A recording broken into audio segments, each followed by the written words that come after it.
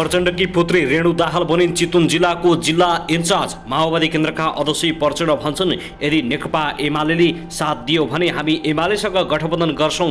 कांग्रेसले लखट्नै खोज्यो। सरकार परिवर्तनका लागि केन्द्रको निर्णय पर्खदै कांग्रेस। नेकपा एमालेसँग गठबन्धन हुने विषयमा प्रचण्डको जवाब। कांग्रेसले लखट्न नै थाल्यो भने भन्न सकिँदैन, ढोका खुल्लै छ। प्रचण्डले देउबाको जवाब। चुनाव नहुने भन्ने कुरा कहीँ कतैबाट देखिएको छैन। गठबन्धन हुन्छ, ढुक्क हुनुहोस्। एमाले अध्यक्ष केपी शर्मा ओलीप्रति माधव कुमार नेपालको कटाक्ष। हाम्रो कलमले खिचिटिउरी गर्नेहरूको हरिबिजोग बनाइदिन्छ, पर्खनुहोस्। आगामी निर्वाचनमा नेकपा एमालेको पत्ता साफ गर्ने माधव कुमार नेपालको ठकुवा। आगामी चुनावमा ओलीको हालत रावण र होलिकाको जस्तै हुनेछ। देउबालाई ओली र प्रचण्ड मिल्ने चिन्ता। जुम्लाका कांग्रेस नेता सहित विभिन्न पार्टीका 17 जना नेकपा एमालेमा प्रवेश। ओलीले गरे टीकासहित स्वागत। आगामी स्थानीय तहको निर्वाचन सहित संघीय निर्वाचनसम्म नेकपा एमाले र माओवादीको सक्रियता बढ्दै फेरि एकता हुने सम्भावना। ओलीसँगको भेटबारे प्रचण्ड भन्छन्, कुरा हुँदैछ। कांग्रेसले लखट्न खोजे, एमालेसँग सहकार्य गर्छौं। फेरि बढायो सरकारले पेट्रोलियम पदार्थको मूल्य।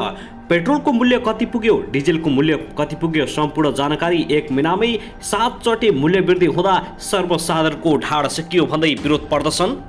उपत्यकामा होलीको न्यूमा लापरवाही गरेर चलाएका 345 सवारी साधन होल्डमा राखिदियो।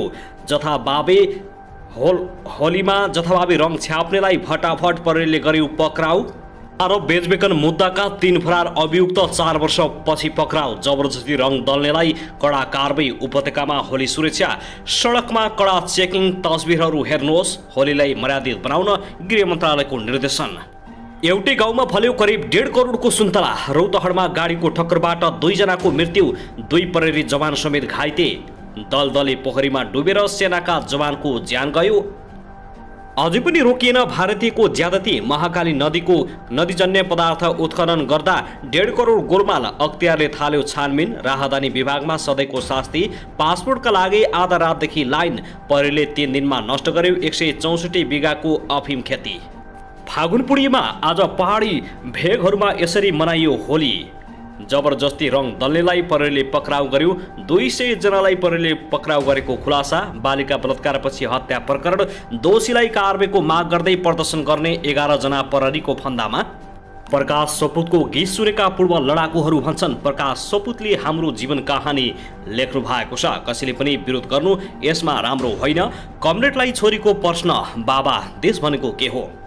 अन्ततः नयाँ साल अर्थात् वैशाख 1 गतेबाट गौतम बुद्ध अन्तर्राष्ट्रिय विमानस्थल पनि लागू हुँदै परीक्षाबारे आयो निकै ठुलो खबर। अब हेर्नुहोस् पुरा समाचार।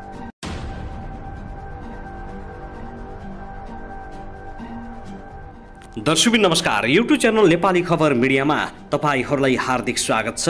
यदि हाम्रो च्यानललाई अहिलेसम्म सब्स्क्राइब गर्नु भएको छैन भने सब्स्क्राइब गरी नजिक रहेको बेल आइकन दबाई हामीसँग जोडिनुहोला। दर्शकबिन फेरि पनि हामी तपाईहरुमाझ अत्यन्तै महत्त्वपूर्ण खबरका साथ उपस्थित भइसकेका छौं। यो भिडियोलाई अन्तिमसम्म हेरी हामी साथ दिनुहोला। दर्शकबिन हाम्रो मेहनतको लागि एउटा सानो लाइक गर्न भनी नभुल्नुहोला। कहाँदेखि हेर्दै हुनुहुन्छ, के भन्न चाहनुहुन्छ, के तपाईँ हाम्रो च्यानलमा नियमित श्रोता हुनुहुन्छ? यदि नियमित हुनुहुन्छ भने तल कमेन्ट बक्समा नियमित लेख्नुहोस्। यदि तपाईँ नयाँ हुनुहुन्छ भने सब्स्क्राइब गरी जोडिनुहोस् ताकि नयाँ अपडेटका साथ हामी तपाईहरुमाझ दैनिक रूपमा उपस्थित हुने गर्दछौं। हाम्रो अपडेटहरू तपाईहरूलाई के कस्तो लागिरहेका छन्, सल्लाह सुझाव प्रतिक्रिया अवश्य पनि छोड्न नभुल्नुहोला। दर्शकबिन आउनुहोस् आजको पहिलो खबरतर्फ लागौं। सबैभन्दा पहिले राजनीतिक विषयबारे जानकारी गराउन चाहे। नेकपा एकीकृत समाजवादीका अध्यक्ष माधव कुमार नेपालले दक्षिणपन्थी र अहङ्कारवादीको 30 वैशाखको निर्वाचनपछि हरिबिजोग हुने टिप्पणी गरेका छन्। आज बिहीबार होलीको शुभकामना आदान प्रदान दिन आयोजित कार्यक्रममा अध्यक्ष माधव कुमार नेपालले दक्षिणपन्थी व्यक्तिवादी र अहङ्कारी प्रवृत्ति देखिरहेका छौं। आगामी चुनावले जनतालाई फैसला गर्ने अधिकार छ, त्यसको जनताले मूल्याङ्कन गर्छन्। अहङ्कारीहरूको हरिबिजोग हुन्छ नै। कार्यक्रममा अध्यक्ष नेपालले जनताले अबको निर्वाचनबाट असल पात्रहरूलाई अगाडि ल्याउनु पर्ने बताएका छन्। सञ्चारकर्मीले असल र गलत छुट्याउनु पर्ने उनको भनाइ छ। मिडियालाई पनि आग्रह गर्दै उनले भने छेडिक फाइदा नहेरी सत्य सूचना सम्प्रेषण गर्नुहोस्, असललाई असल सहीलाई सही भनेर सूचना प्रवाह गर्नुहोस्। उनले आफ्नो पार्टीको चुनाव चिन्ह कलमको कमाल देखिने गरी चुनावी तयारीमा लाग्न नेता कार्यकर्तालाई निर्देशन दिएका छन्। अध्यक्ष माधव कुमार नेपालले भने हाम्रो पार्टीको उज्जवल भविष्य छ। आगामी निर्वाचनमा कलमको कमाल देखाउनुपर्छ। सत्य र न्यायको प्रतीकको रूपमा रहेको कलमले कमाल गर्छ भनेर प्रचारमा गाउँ गाउँ जाउँ कार्यकर्तालाई यस्तो भनेका छन्। आगामी निर्वाचनपछि नेकपा एमालेको नाम निशान र केपी ओली बालकोटमै थन्किने चेतावनी दिएका छन्। त्यसैगरी यता भने नेकपा माओवादी केन्द्रका अध्यक्ष पुष्पकमल दाहाल प्रचण्डले प्रमुख प्रतिपक्षी दल नेकपा एमालेसँग चुनावी तालमेल काङ्ग्रेसमा भर पर्ने बताएका छन्। बिहीबार बुटोलमा प्रेस सेन्टरले गरेको पत्रकार सम्मेलनमा बोल्दै माओवादी केन्द्रका अध्यक्ष प्रचण्डले भने तत्कालको लागि त एमालेसँग गठबन्धनको सम्भावना छैन, तर हुँदैन भन्ने चाहिँ होइन, ढोका भने खुला नै छ। राजनीतिक खेल भएकाले असम्भव भन्ने कुरा केही पनि नरहेको टिप्पणी गरेका छन्। प्रचण्डले भने राजनीतिमा असम्भव भन्ने केही पनि हुँदैन, त्यसैले नेकपा एमालेसँगको गठबन्धनबारे काङ्ग्रेसको व्यवहारमा भर पर्छ। काङ्ग्रेसका केही नेताहरूले माओवादीसँग गठबन्धन गर्न हुँदैन भनेर अतिवादी कुरा गरेको आरोप लगाएका छन्। काङ्ग्रेस सभापति तथा प्रधानमन्त्री शेरबहादुर देउबा गठबन्धनमा सकारात्मक भएकाले सत्तारूढ दलबीच चुनावी तालमेलको सम्भावना बलियो रहेको पनि औलाएका छन्। प्रचण्डले भने काङ्ग्रेसका केही नेताहरूले माओवादीसँग गठबन्धन हुनै नसक्ने भनेर अत्यन्त अतिवादी ढङ्गले बोलिराख्नु भएको छ। हुन त प्रधानमन्त्री देउबाले उहाँहरूलाई बोल्न बन्द गराइसक्नु भएको छ। काङ्ग्रेसले लखेट्न थाल्यो भने परिस्थिति के हुन्छ भन्न सकिँदैन। माओवादीको पहिलो प्राथमिकता आफ्नै तागतमा चुनाव लड्ने भएको प्रचण्डले बताएका छन्। दर्शकबिन त्यसैगरी आउनुहोस् अब अर्को खबरतर्फ लागौँ। मानव बेचबिखन तथा ओसार पसार मुद्दाका 3 जना फरार अभियुक्त 4 वर्षपछि पक्राउ परेका छन्। पक्राउ पर्नेमा साबिक तोपगाछी गाविस 6 हाल कमल गाउँपालिका 4 निवासी 44 वर्षीय सीता केरुङ सम्बा हाम्फे, सोही ठाउँका 50 वर्षीय इन्द्र सम्फा हाम्फे र 43 वर्षीय हंसराज केरुङ रहेको प्रहरी कार्यालय झापाका डीएसपी वसन्त पाठकले जानकारी दिएका हुन्। झापा जिल्ला अदालतले उनीहरूलाई 2074 साल असार 28 गते मानव बेचबिखन तथा ओसार पसार मुद्दामा कैद सजाय तोकेको थियो। अदालतले तिनैजनालाई 7 वर्ष 6 महिना कैद सजाय, 1 लाख जरिमाना र पीडितलाई 50,000 क्षतिपूर्ति भराउनु पर्ने तोकेको छ। अदालतले गरेको फैसलादेखि नै फरार भएका उनीहरूलाई प्रहरी कार्यालय झापाबाट खटिएका प्रहरी टोलीले चैत्र 2 गते पक्राउ गरेको हो। पक्राउ परेका उनीहरूलाई अदालतमा उपस्थित गराई कैद भुक्तानका लागि झापा कारागारमा पठाउने तयारी भइरहेको डीएसपी पाठकले जानकारी दिएका छन्। दर्शकबिन आउनुहोस् अब होली विशेष खबरतर्फ लागौँ। महानगरीय ट्राफिक प्रहरी महाशाखाले रङहरूको पर्व होलीलाई व्यवस्थित, सुरक्षित र मर्यादित बनाउन आग्रह गरेको छ। काठमाडौँ उपत्यकाको 3 जिल्लामा 1300 भन्दा बढी ट्राफिक प्रहरी खटाई, ट्राफिक व्यवस्थापन कडा गरिनुका साथै विभिन्न नाकासहित 68 स्थानमा विशेष चेक जाँचको व्यवस्था मिलाइएको महाशाखाले जनाएको छ। बिहानदेखि मापसे परीक्षण कडाइका साथ गरिएको छ।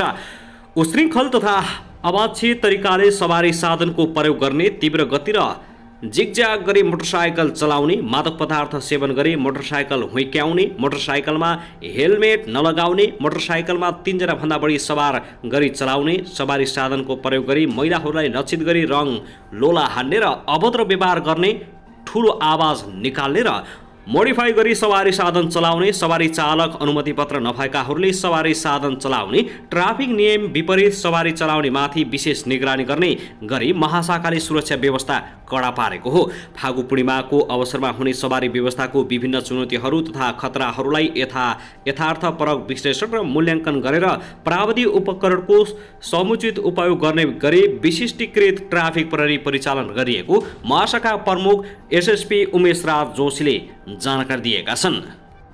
दर्शकबिन त्यसैगरी आउनुहोस् अब अर्को खबरतर्फ लागौँ। रौतहटमा गाडीको ठक्करबाट 2 जनाको मृत्यु भएको छ भने 2 प्रहरी जवान घाइते भएका छन्। रौतहटको वृन्दावन नगरपालिका 6 हर्साहमा चन्द्रनिगाहपुरबाट गरुडतर्फ जाँदै गरेको बास 17 च 6163 नम्बरको महेन्द्रा पिकअपको ठक्करबाट वृन्दावनका 37 वर्षीय जितेन्द्र पटेल र 27 वर्षीय हरिकुमार ठाकुरको मृत्यु भएको रौतहट प्रहरीले जानकारी दिएको छ। प्रहरी चेकिङमा गाडी अनियन्त्रित भई सोही स्थानको पान पसल र मोटरसाइकलमा समेत ठक्कर दिएको प्रहरीले जनाएको छ।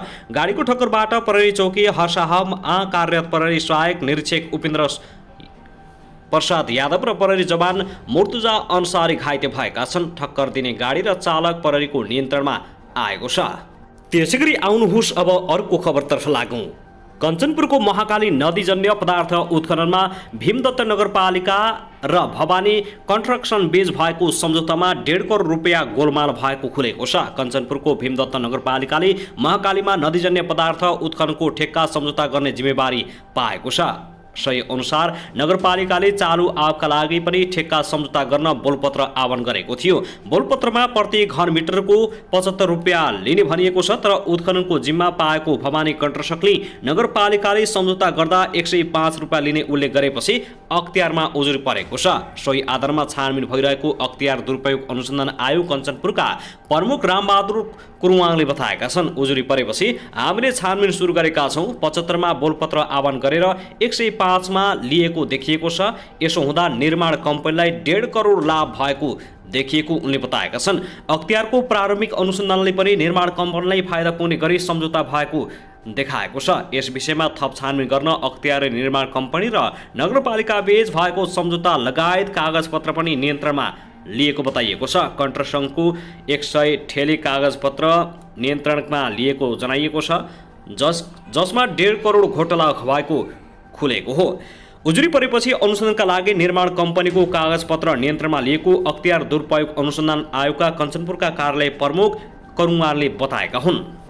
दर्शकबिन त्यसैगरी आउनुहोस् अब अर्को खबरतर्फ लागौँ। उत्तरी जापानको फुकुशिमा तटीय क्षेत्रमा बुधबार राति गएको 7.4 म्याग्निट्युडको शक्तिशाली भूकम्पमा परि 4 जनाको मृत्यु हुनका साथै करिब 100 जना घाइते भएका छन्। जापानका प्रधानमन्त्री फुमियो किसिदाले बिहान संसदको बैठकमा भूकम्पमा परि 4 जनाको ज्यान गएको र 97 जना घाइते भएको जानकारी दिएका हुन्। स्थानीय समय अनुसार राति 11:36 गएको भूकम्पको केन्द्रबिन्दु समुद्रको 60 किलोमिटर गहिरामा रहेको जापानको मौसम विज्ञानले जनाएको छ। यो क्षेत्र उत्तरी जापानको भाग पनि हो। सन् 2011 मा पनि यो क्षेत्रमा 9 म्याग्निट्युडको भूकम्प गएको थियो र भूकम्पपछि आएको सुमिनाले ध्वस्त पारेको थियो। भूकम्पका कारण आणविक प्रकोप पनि परेको थियो। त्यसगरी आउनुहोस् अब अर्को खबरतर्फ लागौँ। 18 महिने नाबालिकाको बलात्कारपछि हत्यामा संलग्न भएको आरोपमा पक्राउ परेकाहरूलाई कारबाहीको माग गर्दै प्रदर्शनमा उत्रिएका 11 जनालाई प्रहरीले पक्राउ गरेको छ।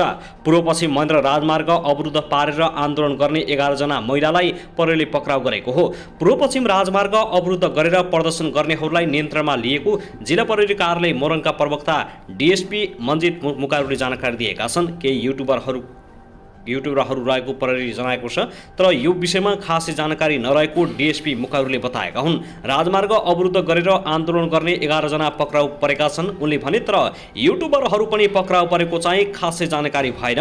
मोरङ प्रहरी एसपी जनार्दन जीसीले पक्राउ परेका विरुद्ध मुद्दा चलाउन तयारी थालिएको छ। न्याय माग्दै आन्दोलनमा उत्रिएकाहरूलाई प्रहरीले पक्राउ गरेपछि अधिकार कर्मीहरूले आपत्ति जनाएका छन्। पक्राउ परेका महिलाहरूले तत्काल छाड्नुपर्ने महिला अधिकार कर्मी सुशीला उप्रेतीको माग छ। गत शुक्रबार मोरङ सुन्दर हरैचा नगरपालिका 7 गणेशपुरकै 18 महिने नाबालिकाको बलात्कारपछि हत्या भएको थियो। हत्या आरोपमा प्रहरीले 2 जनालाई पक्राउ गरेको छ।